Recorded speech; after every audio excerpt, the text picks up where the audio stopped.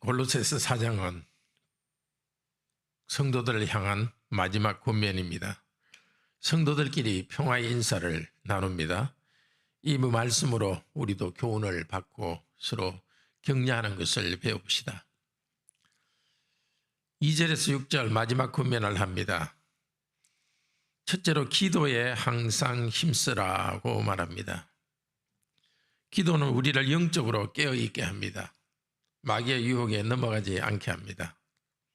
하나님께 기도할 때는 먼저 이미 주신 것을 감사함으로 시작해야 합니다. 또 하나님께서 복음의 문을 열어주기를 기도해야 됩니다. 사도 바울 같은 하나님의 특별한 계시를 받은 사람도 하나님의 은혜 안에서 계속 복음을 전할 수 있었습니다. 우리 성도님들 교회 목사를 위해서, 교육자들을 위해서 기도해 주시기를 바랍니다. 성도의 기도는 하나님께 주신 사명, 그리스도의 비밀의 복음을 나타내는데 반드시 필요합니다. 두 번째 권면은 지혜롭게 불신자들을 향해서 행해야 합니다.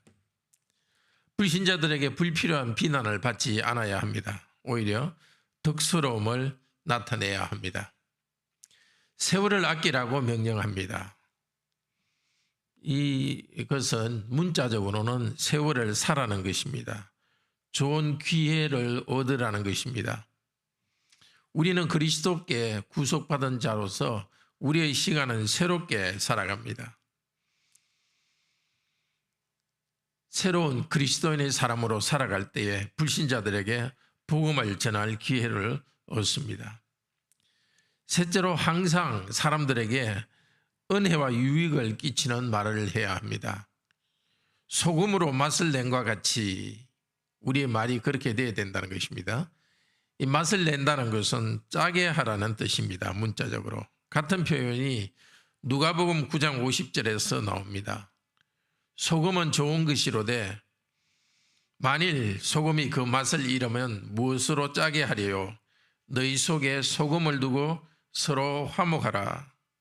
즉 소금으로 짜게 하는 것, 소금으로 맛을 내는 것은 화목하는 것입니다. 어떻게 화목할 수 있습니까? 은혜로운 말을 통해서 화목합니다. 성도는 이 세상에 은혜와 평화를 전달하는 사람입니다. 우리의 말이 은혜와 평화가 넘쳐서 사람들을 축복하기를 바랍니다. 그렇게 살 때 각 사람에게 대답할 것을 알리라. 이 대답한다는 것은 베드로전서 3장 15절에도 나온 말입니다.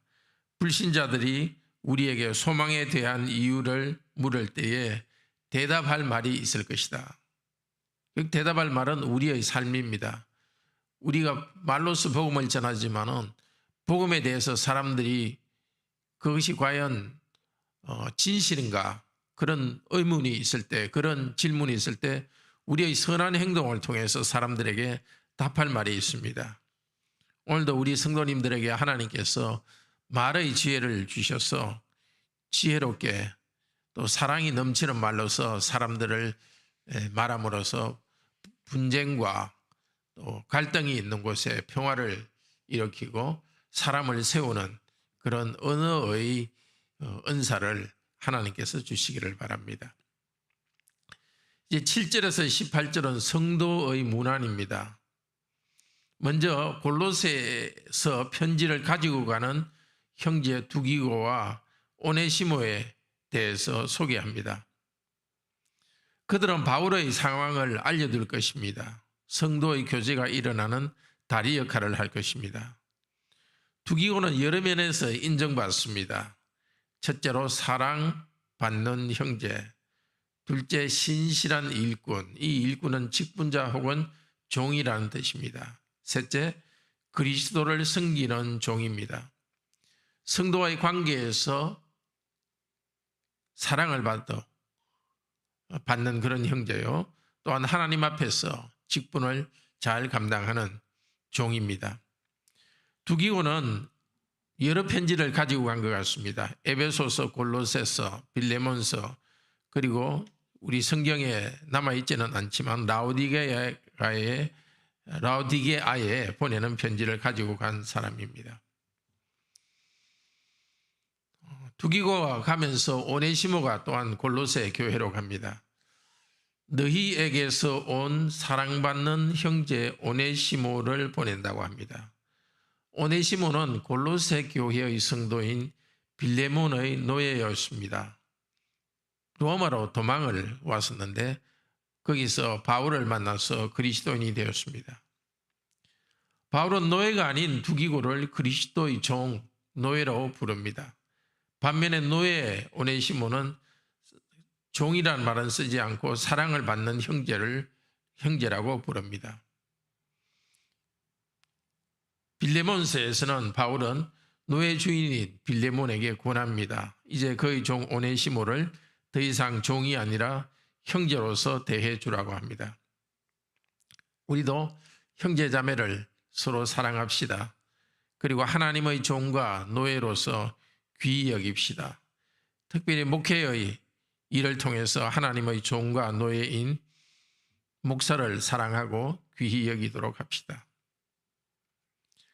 이제 이어서 로마의 형제자매들, 즉 바울이 편지를 쓰고 있는 이곳에 있는 로마의 형제자매들이 골로새 교회에 인사합니다. 유대인 그리스도인 3명, 이방인 그리스도인 3명의 인사를 사도 바울이 전해줍니다. 아리스타고, 마가, 유스도, 예수, 에바브라, 누가, 데마 등입니다. 사도는 로마에 있는 성도들을 여러 가지 이름으로 부릅니다. 나와 함께 갇힌 종, 그리스도 예수의 종, 하나님 나라를 위하여 나와 함께 역사하는, 함께 일하는 자, 사랑을 받는 자 등으로 그들을 부릅니다. 크게 해서 2가지로 이 안부 전하는 사람들의 이름을 수식합니다. 사역자로서 수고와 섬김을 한다는 것과 형제로서의 사랑을 표현합니다. 사도 바울이 이렇게 형제로서의 사랑과 사역자로서 존중하는 것을 통해서 편지를 읽는 이 골로새 교인들에게도 사역자들에 대한 사랑과 존경의 마음을 일으키고 형제의 사랑을 일으킵니다. 특히 할레파, 즉 유대인 중에서 몇몇이 복음을 믿고 돌이켜서 바울과 동력하고 있는 것을 사도 바울은 말해줍니다. 당시 골로새에는 율법주의 이단이 영향을 발휘하면서 문제를 일으키고 있었습니다. 할레파 중에서, 즉 유대인 중에서 복음의 능력으로 돌이킨 사람이 있다는 것은 바울에게 큰 위로가 되었고 또 편지를 받는 골로새 성도들에게도 큰 격려가 되었을 것입니다. 또 바울은 골로새 출신의 에브아브라가 직분을 잘 감당하는 것을 칭찬합니다. 그는 성도들을 위하여 애써 기도하는 사람입니다. 즉 선한 싸움을 하듯이 기도합니다. 성도들이 하나님의 뜻을 아는데 완전하고 확신 있게 서도록 기도합니다.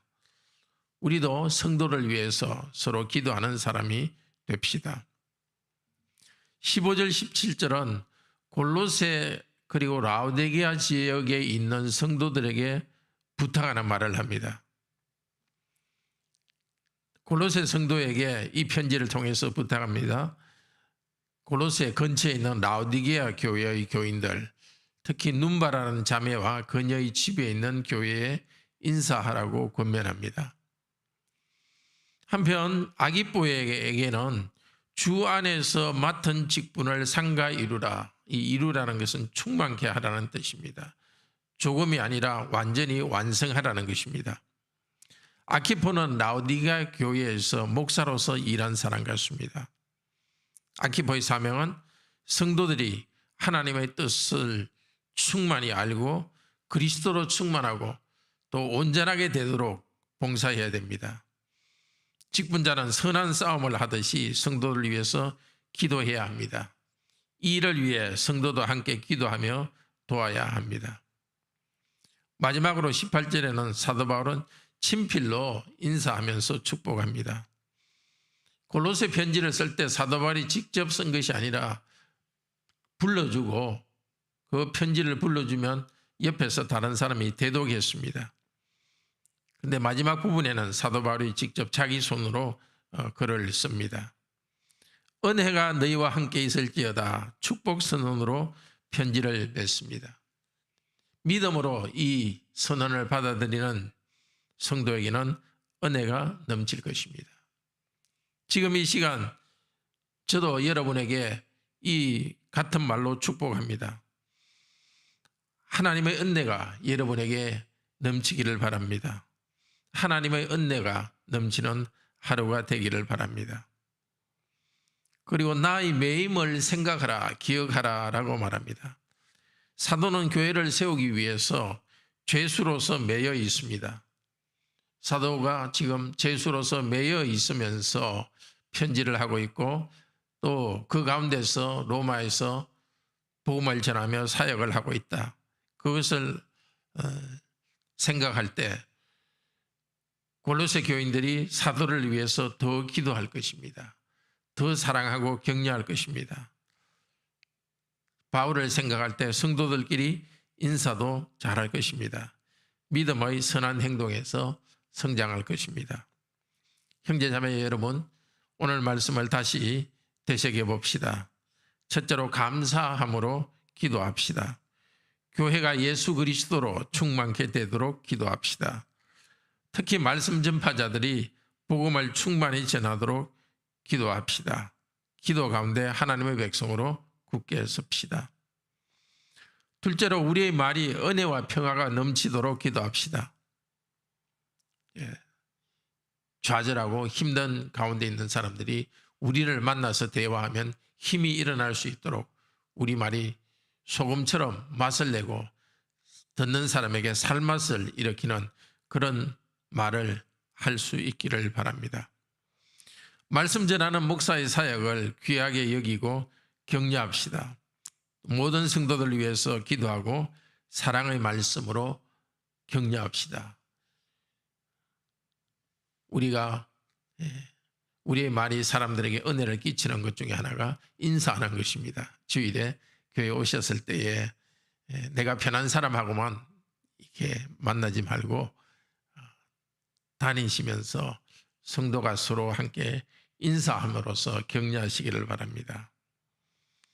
셋째로 그리스도의 고난과 사도의 고난을 기억합시다. 우리는 그들의 고난을 통해서 전해진 복음을 통해 구원받았습니다. 우리도 함께 고난받는 자로서 성도들을 서로 귀히 여기고 고난 가운데 주님을 의지하면서 그리스도 안에서 성장하기를 바랍니다.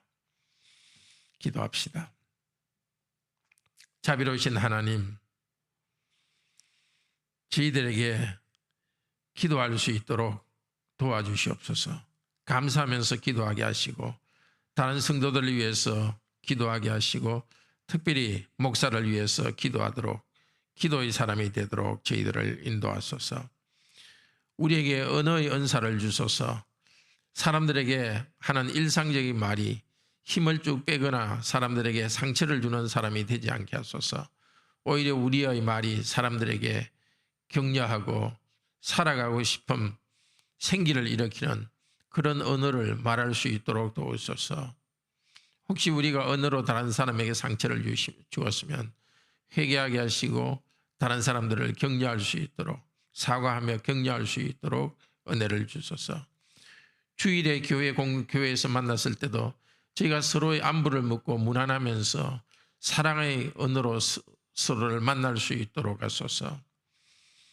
사도의 고난을 통해서 복음이 전해져 왔고 사도가 여전히 구금된 상태에서 복음을 전했습니다. 이렇게 고난을 통해서 복음이 왔는데 우리도 이 땅에서 고난을 당할 때 하나님께 불평하지 않도록 하시고 인내하며 나가도록 하시고 하나님께 오히려 고난 가운데서도 감사하며 간구하는 사람이 되도록 은혜를 주소서. 오늘 우리가 하는 모든 일마다 하나님의 은혜가 넘치게 하시고 하나님을 영화롭게 하고 하나님을 즐거워하는 그런 삶을 살아가도록 인도하여 주소서.